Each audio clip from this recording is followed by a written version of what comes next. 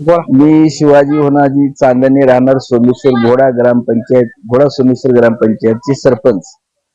मी तुम्हाला या ठिकाणी माहिती देतो की कारण या सोमेश्वर हे जांभूळबेट गंगेच्या पात्रामध्ये असल्यामुळं, गंगेच्या काठेवर असल्यामुळं हे आमचं गावाचं नाव लौकिक अतिशय या ठिकाणी या तालुक्यामध्ये मशहूर आहे. या ठिकाणी जांभूळबेट म्हणजे गंगेच्या दोन्ही मधुभागीमध्ये असणारे जांभूळबेट आहे. या जांभूळबेटाची बरीचशी रम्य ठिकाण, याची बरीचशी माहिती सुद्धा भाई ठिकाणी आहे.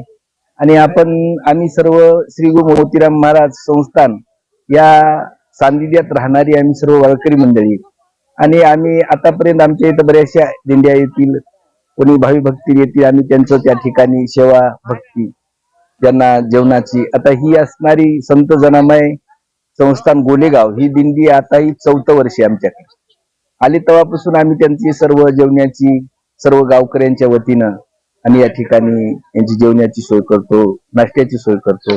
त्यांच्या काय अपेक्षा असतील त्या ठिकाणी करतो. आदरणीय आमचे घोडा ग्रामपंचायत सरपंच माननीय शिवाजीराव चांदणे यांच्या मार्गदर्शनाखाली आम्ही जेव्हापासून ही संत जनामाय यांची दिंडी गोलेगाव इथून निघण्यास तयार असते तेव्हापासून आम्ही आमच्या गावामध्ये पूर्ण नियोजन केलेलं असतं. यांच्या मार्गदर्शनाखाली पूर्ण गावकऱ्यांच्या वतीनं महाप्रसादाची पंगत आयोजित केलेली असते. दिंडीला आल्याबरोबर चहा, नाश्ता, आंघोळीची व्यवस्था, पाण्याची व्यवस्था हे आम्ही पूर्ण एक 4-8 दिवसापासून पूर्ण व्यवस्था केलेली असते.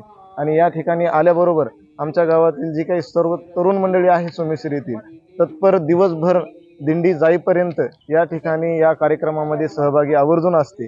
गाव छोटं आहे पण अन्नदानासाठी खूप पुढं आलेलं गाव आहे.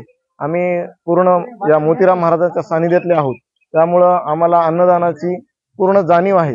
आम्ही हीच नाही, कुठलीही दिंडी आली तर आम्ही प्रत्येक दिंडीमध्ये या गावाच्या वतीनं आम्ही महाप्रसादाची पंगत आयोजित करत असतो.